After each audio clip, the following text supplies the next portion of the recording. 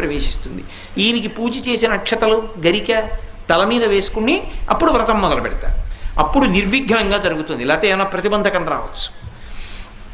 ఎంతంత పెద్ద పెద్ద విఘ్నాలవనివ్వండి ఆయన తీసేస్తాడు.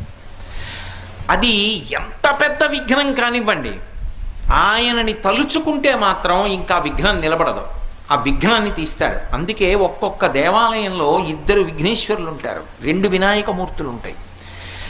ఒక శివాలయంలో ఒక శివలింగమే ఉంటుంది, ఒక్కొక్క శివాలయంలో 1 కన్నా ఎక్కువ శివలింగాలు ఉంటాయి. అప్పుడు ప్రదక్షిణంలో పానవట్టం దాటచ్చు.